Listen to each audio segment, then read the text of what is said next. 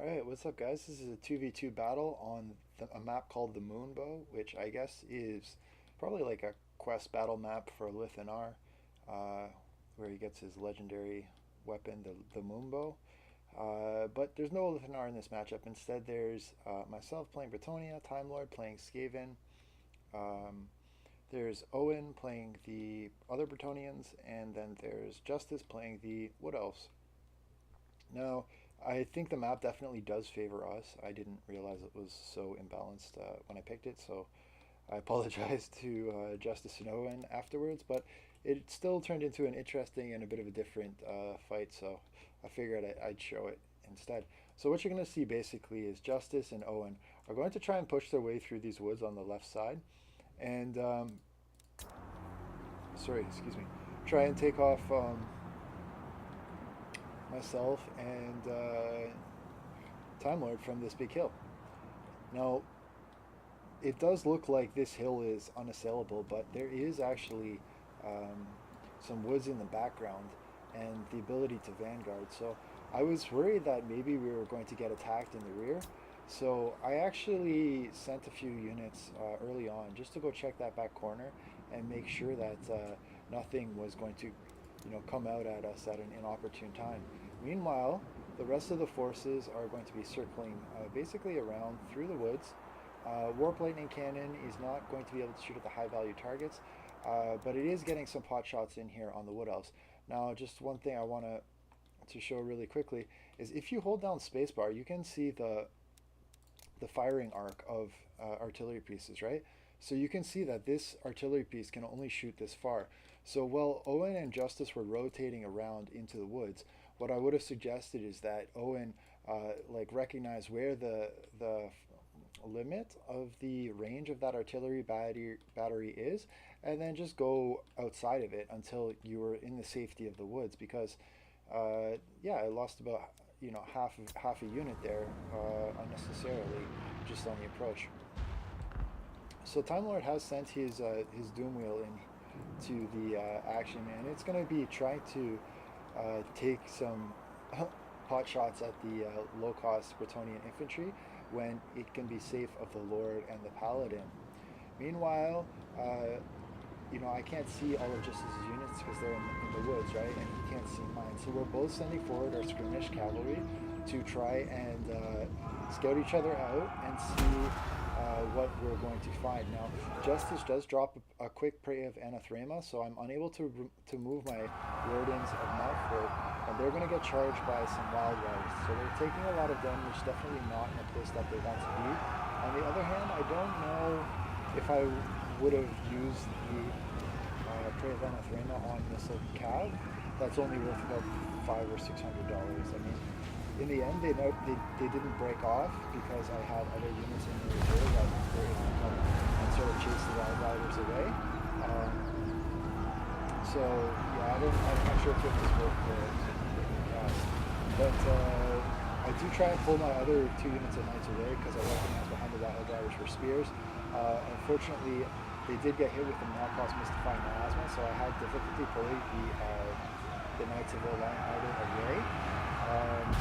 So they took a lot of damage. So I basically took damage on two of my units of Cav. But Time Lord's come in here and he's found his way into this back line, and the Royal Hippogriff Knights haven't recognized that yet, I guess.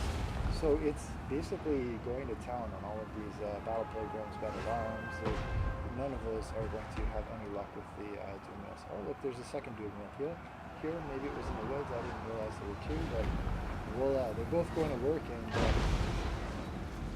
I think is it Clan Scryer that's known for their artillery and machinery and all that. So I think before the game, Time Lord was cackling about all this scathing engineering madness that he had going on. So the Vanguard, I checked that out. Realized there's nothing back there, so I'm going to start pulling my other units of Knights over here to reinforce. There is the Lord from Owen, which is basically supporting these frontline troops and helping to break them off. So things are looking very dicey with the battle for the Department. Two units of Lord back up my skills, and basically Justice and Owen are just pushing right through. On the other hand, the disruption from the Doom Wheels has been very helpful. The Hippogriff Knights did catch this one Doom Wheel, so they're going to put it out of commission. But it looks like it's done some pretty good damage already, and maybe it's paid for itself. I'm not quite sure. Justice is going to wheel his lord into the woods to come help secure this fight. Meanwhile, I'm going to bring my pylon lord, probably the worst lord in the game, over here to help out. Oh, by the way, I forgot to mention, in this game, we had a little twist on the traditional formula. We agreed that we could only bring non-legendary lords.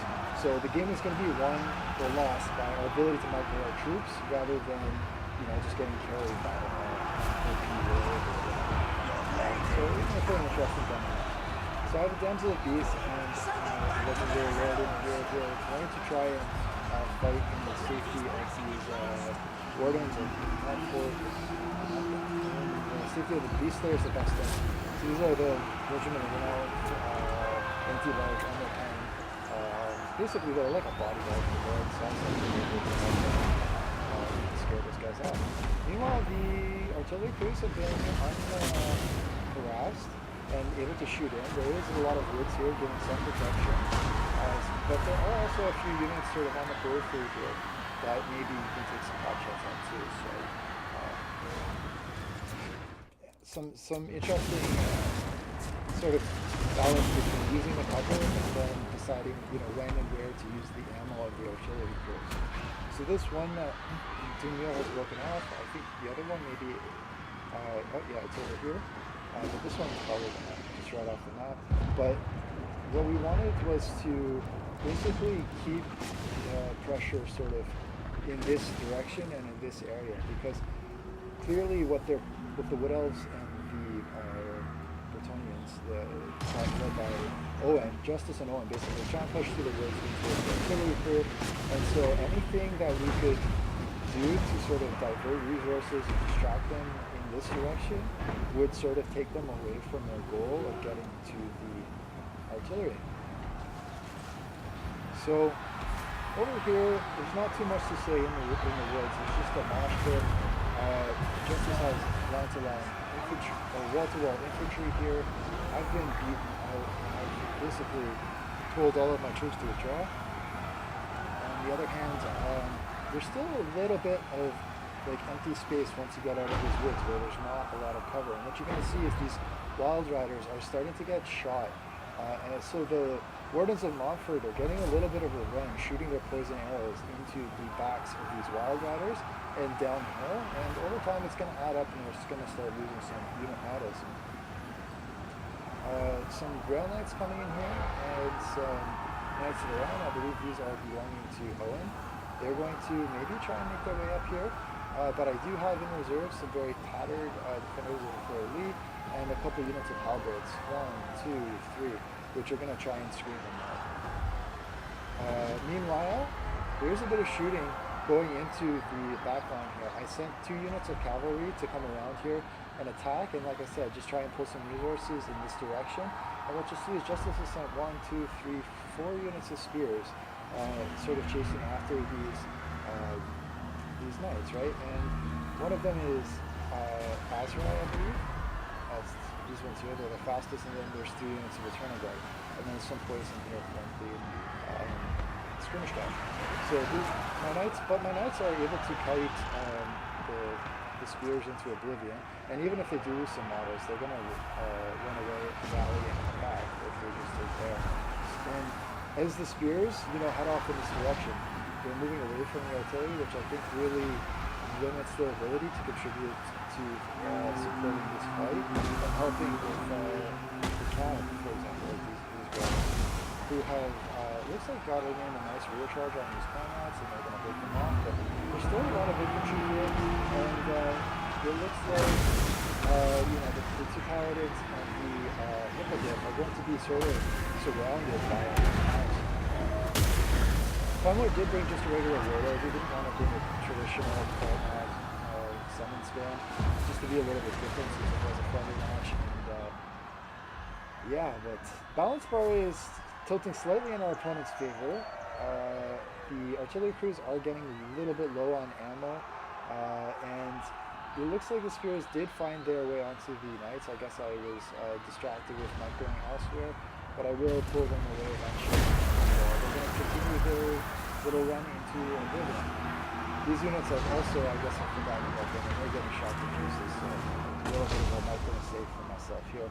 But my attention was focused on securing this back line at this point, and just making sure that the artillery remained online, my lord stayed alive, the railway loop was where it was supposed to be with these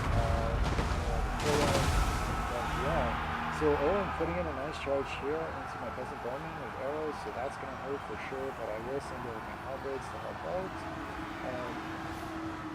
The hippogriffs, it looks like they've taken enough damage from the rope lightning cannons in response to their attack on the rope lightning cannons from the halberds and other scaling missile units earlier. So they've broken off. Plague Sensibears have gone into the woods, and they're going after the Winterheart Guard and the War Dancers. I don't think it's a great spot for them to be in because they are mostly Hammer Pen and leadership debuffs, but yeah, and Winterheart Guard are unbreakable too, so that's something to think about if you're going to send Plague Sensibears after them, but yeah, so the Spears have basically given up on chasing these two units of knights, which is, I guess, time. But because I think those resources were pulled in, we were able to sort of secure this front line, keep the artillery online, and push back the Rudolph Alliance. So they're going to rally and come back. But at this point, the balance bar is in our favor, and it's not really going to change too much. So I think I'll just end the replay at this point, and I'm not going to go to the end screen because this is actually my second time casting it, and when you get to the end screen, it takes a while because there's unbreakable units that you have to kill first before you get to the end screen, and then it just makes the video really long, like I'm making it now. Okay, I'm done talking. Bye.